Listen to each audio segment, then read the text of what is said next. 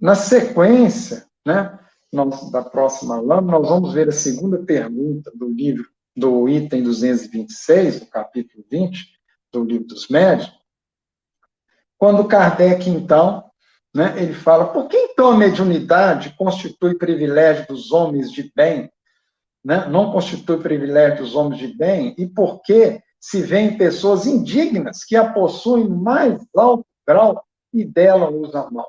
Então, à medida que os espíritos deram a resposta na primeira pergunta, Kardec fala, então por quê? Que ela não é privilégio dos homens de bem, porque então está relacionado com moral, e muitas pessoas indignas têm no seu mais alto grau, ou seja, mais alto nível de sensibilidade. Aí os espíritos colocam de forma muito taxativa, bem objetiva e clara. Se há pessoas indignas que a possuem, é que disso precisam mais do que as outras, para se melhorarem. Pensas que Deus recusa meios de salvação aos culpados? Ao contrário, multiplica-os no caminho que eles percorrem. Põe-nos nas mãos deles. Então, aqui fica claro nessa resposta dada no item 226, na segunda pergunta, que a mediunidade é concedida para nossa elevação, para corrigir o nosso passado. Tanto é que nós vamos ver na próxima lâmina, né, que a Deodata já mostrou no trabalho dela, e agora a gente vai mostrar dentro desse contexto, né, associado ali com a segunda pergunta do livro dos Médiuns, que ele fala, os médiuns, em sua generalidade, não são missionários na acepção do termo, né? Então, médiuns missionários descem ao plano físico, né, de século em século, quando realmente vem fazer um trabalho, como Francisco Cândido Xavier, quando lá os médiuns que vieram para trazer a codificação, não é isso? Então, todos nós estamos aqui, é mediunidade prova, de trabalho, mediunidade em processos expiatórios, não é mediunidade missionária, né? São almas que fracassaram desastradamente, que contrariaram sobremaneira o curso das leis divinas, ou seja, nós nos desviamos do nosso programa reencarnatório e preferimos ceder às paixões e com isso nos comprometemos perante as leis divinas, cada um num certo nível, né, intensidade, e que resgatam, sob o peso de severos compromissos e ilimitadas responsabilidades, o passado obscuro e delituoso. O seu pretérito muitas vezes se encontra enodoado, ou seja, manchado, maculado de graves deslizes clamorosos, né? E ele continuando aí, né, na próxima lâmina. Quase sempre são espíritos que tombaram, ele vai dando os exemplos, dos cumes sociais, pelos abusos do poder, da autoridade, da fortuna, da inteligência, e que regressam ao orbe terráqueo para se sacrificar em favor do grande número de almas que desviaram das sendas luminosas da fé, da caridade e da virtude, ou seja, que nós fomos responsáveis por isso. Por isso que nós vamos ver no início do trabalho, nós apresentamos o fundamento do Evangelho, Jesus falando de tomar a sua própria cruz, ou seja, renúncia, abnegação, e depois aquela passagem do maior do reino de Deus, humildade. Sem nós colocarmos como meta para a nossa vida diária, nós não conseguimos fazer a mudança que é necessária em nossa reencarnação, como esse instrumento maravilhoso, que a mediunidade é uma bênção na nossa vida, desde que seja uma mediunidade responsável, segura. Mediunidade segura, responsável, fundamentado no Evangelho de nosso Senhor Jesus Cristo, como ideal para as nossas vidas, e não simplesmente por ser portador de uma faculdade mediúnica. Depois ele fala, são almas arrependidas, que procuram rebanhar todas as felicidades que perderam, reorganizando com sacrifício tudo quanto esfacelaram nos seus instantes de criminosas arbitrariedades e condenáveis sangue. Nós vamos ver aqui, então, meus irmãos e minhas irmãs, que mediunidade, quando fala renúncia, humildade, abnegação, nós lembramos daquela passagem do Evangelho que Jesus disse, não tem jeito de adorar dois senhores, ou a Deus ou a não. Né? A gente verifica que as pessoas que começam a frequentar o Espiritismo são doidos para ser médios. E muitas pessoas têm faculdade mediúnica. Mas nós quem está nas lideranças espíritas, lideranças das casas, ou os dirigentes de reunião mediúnica, das áreas mediúnicas das casas espíritas, dos órgãos federativos, têm profunda responsabilidade em orientar as pessoas para que elas não tenham essa ilusão e essa ingenuidade que é simplesmente ser portador de uma faculdade mediúnica, dá para poder correlacionar com determinados valores do mundo, associar, coadunar com determinadas convenções do mundo. Por isso que Emmanuel traz para a gente, né, o cristianismo primitivo, com o exemplo de diversas personalidades em suas obras, que falam do cristianismo recente, para mostrar quem eram os primeiros cristãos. Porque nós falamos tanto que a doutrina espírita, porque nós lemos isso, Emmanuel fala isso, que o espiritismo é o cristianismo redivivo. Né? O que é o cristianismo redivivo? O espiritismo tem como finalidade, objetivo, restaurar o cristianismo, mas através de quem? De nós espíritas.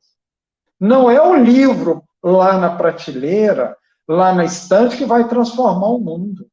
Como os primeiros cristãos deram seus testemunhos de fé, ou seja, em tudo aquilo que eles acreditavam, para plasmar nos corações das pessoas que os viram holocausto no circo romano, nós, espíritas da atualidade, nós temos que dar o nosso testemunho pela nossa conduta, onde nós estivermos na sociedade. Por isso que Emmanuel fala que a nossa responsabilidade, o nosso dever é modificar o meio que nós vivemos, fazendo, dentro das nossas possibilidades, dentro do que nós conseguimos fazer, dar o testemunho daquilo que nós acreditamos para restaurar o cristianismo nascente. E isso nós, médiuns, como os demais espíritas, têm essa responsabilidade. Né? Então, nós vamos ver, dando sequência aí, na próxima lâmina, a terceira pergunta do item 226, do capítulo 20, que nós estamos aqui citando. Kardec pergunta: os médiuns que fazem mau uso das suas faculdades, que não se servem delas para o bem, e que não as aproveita para se instruírem, sofrerão as consequências dessa falta?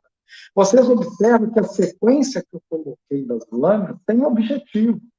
A gente foi mostrando ali o fundamento, o que difere a mediunidade espírita, porque mediunidade existe desde que o homem está aqui na Terra. Nas outras religiões tem mediunidade, na cadeia, nas casas de tratamento mental, tem médium no mundo inteiro.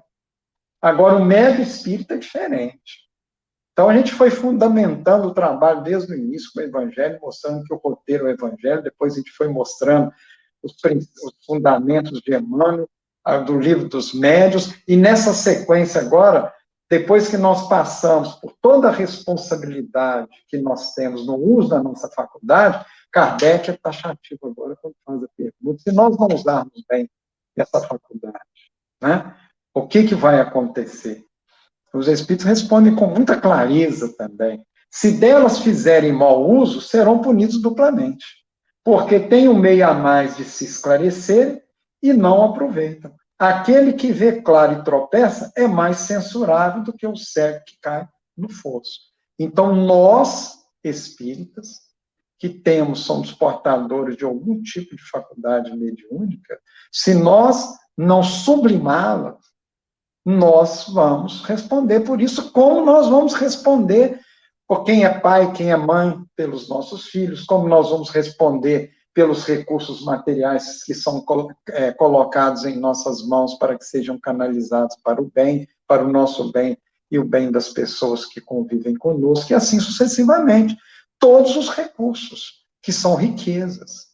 Né? Tem um livro de Emmanuel que chama Dinheiro.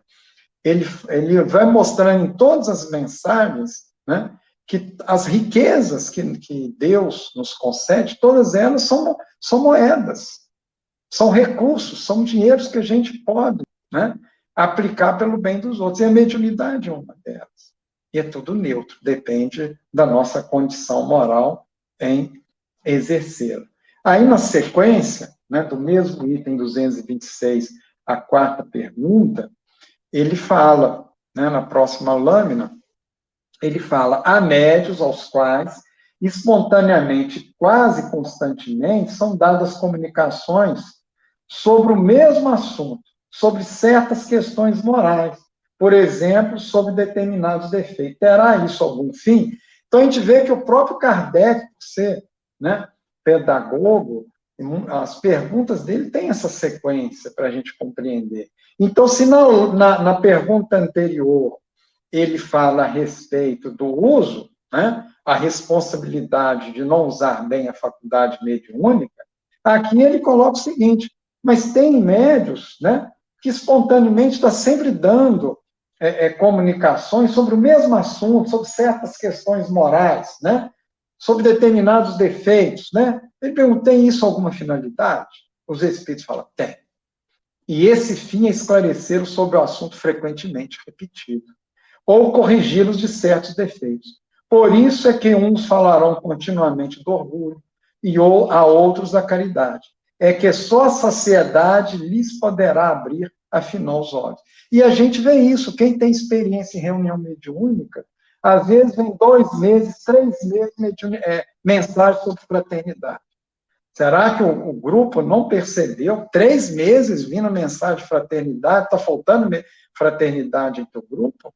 Quando fala de caridade, quando fala de egoísmo, quando fala de estudo, então nós sabemos que todas as mensagens, seja dos benfeitores espirituais, ou mesmo dos espíritos, né, necessitados moralmente falando, os que nós chamamos sofredores, as mensagens também são ensinamentos para nós, porque manifestam nas reuniões os espíritos que têm vínculo conosco. Então está ali a exudação, o espelhamento da nossa realidade moral, que a gente precisa refletir, né?